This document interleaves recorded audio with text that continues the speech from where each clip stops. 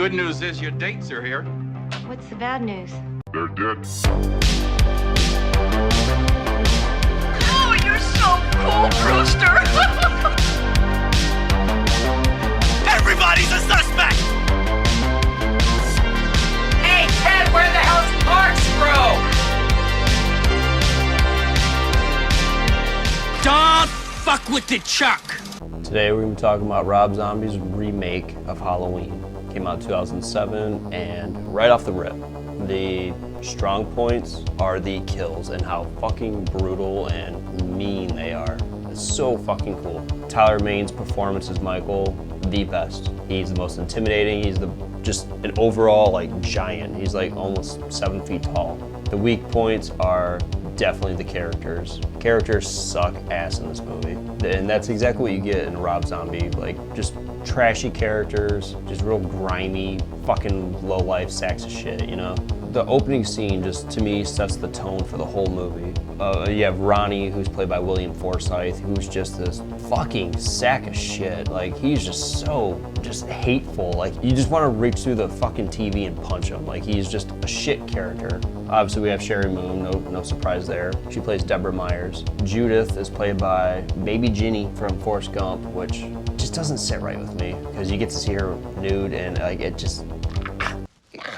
Baby Michael is played by Dag Faerch, and if that's how you pronounce his name, I apologize if I butcher that. He's just this grungy little shit himself, you know what I mean? He definitely has that troubled life at home with being bullied and picked on by his Ronnie at home. He's getting picked on by my boy Junie Cortez from fucking Spy Kids. So like, we have the breakfast scene, and then he goes to school, and we find out that he killed a cat and put it in his backpack, and he goes to the bathroom, he gets in a fight with Junie Cortez, whatever the fuck his real name is. The principal walks in and breaks it all up, and then he grabs his bag and shit for him. But it's got the best like... Fuck you. What did you say, son? I said fuck you.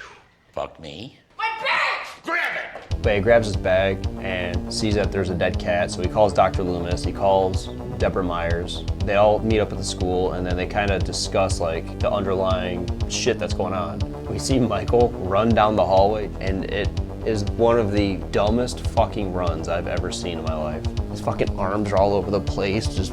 Yeah, anyway, he ends up running down the hall to his locker, and he grabs his mask, and he stalks and follows. His name's Wesley, which is Junie Cortez. He waits till he like goes in the woods alone, and then he literally just beats the shit out of him with this big ass like tree trunk. And it's very violent. As much as like you hate that character, like you kind of feel bad for him, because he's like begging and pleading for his life. He's got like a bloodshot eye, blood coming out of his nose, but he fucking deserves it. He goes home. It's Halloween. He wants to go trick-or-treating, and Ronnie, dad that you fucking hate, he's got a cast on, he's all banged up, and he doesn't want to do anything for the kid anyway. He fucking hates Michael. Deborah's got to go work. We find out she's a stripper. Complete left field from the original, and I get it, it's a Rob Zombie's like version, and that's what you expect, but to me it just ruins the whole mystery and lore of Michael. She goes to work, and Judith is supposed to take him trick-or-treating, but her boyfriend Steve comes over. They go upstairs and, you know, shake the bed. Knocking boots! Michael ends up killing Ronnie like a fucking savage. He waits till he's pissed drunk, he duct tapes him to the chair, slices his throat, and blood just goes everywhere. And then he goes upstairs, and then we see Steve trying to fuck Judith with the William Shatner, like Michael Myers mask. It's just a fucking ridiculous scene, if you ask me. He goes downstairs to get a sandwich, and Michael takes a baseball bat, beats the fuck out of him, kills him, goes upstairs, puts the mask on for some reason. It's like 5 times too big. He's like groping Judith, and she turns around and starts like slapping him, sticks her with a knife, and then obviously kills her. Before the cops show up, we have the iconic Love Hurts scene of him sitting on the curb. To me, that's one of my favorite scenes in the movie.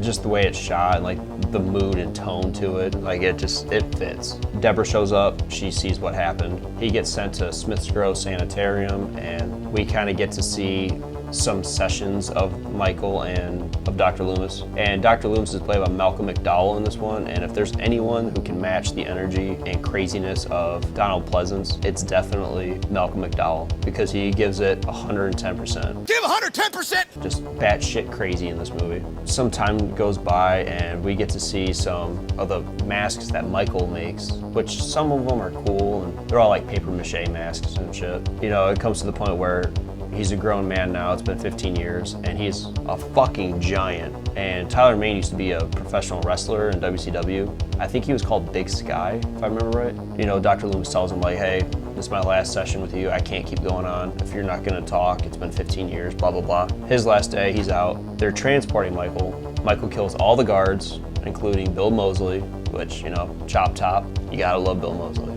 Trick or treat, baby. And then he kills Danny Trejo, which is one of the only few people that's been nice to Michael, but we just get to see, like, he doesn't care about that. It just makes that level of fear, you know, even stronger. He breaks out of Smith's Grove and he goes to some truck stop, and we get to see one of the best characters throughout the whole series. I'm Joe Grizzly, bitch. He's played by Ken Foree, he's another giant. He's like 6'4", 6'6", or some shit. He's a big dude. They have Michael and him go at it, and apparently they broke, like in real life, they broke that stall. I thought that was kind of cool, like a nice little fun fact.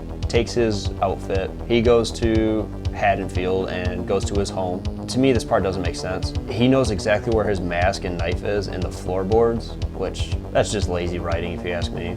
I said what I said. Yeah, and then we get introduced to Scout Taylor Compton, who's Lori. I guess Emma Stone tried auditioning for that role, and so did Danielle Panabaker. They lost, but anyway, she ended up going and doing the Friday the 13th remake, so. But I couldn't see Emma Stone in something like this. Like, she doesn't look like she would fit in a Rob Zombie movie. The beautiful and talented Danielle Harris. She's Annie Brackett, Sheriff Brackett's daughter, and Sheriff Brackett's played by the talented, you know, Brad Dourif. From this point on, it's like a shot-for-shot, basically, remake of the original. Same layout, same scenes play out. The kills in this movie are fucking sweet. The VHS rewind moment, for sure. Michael running down the hallway.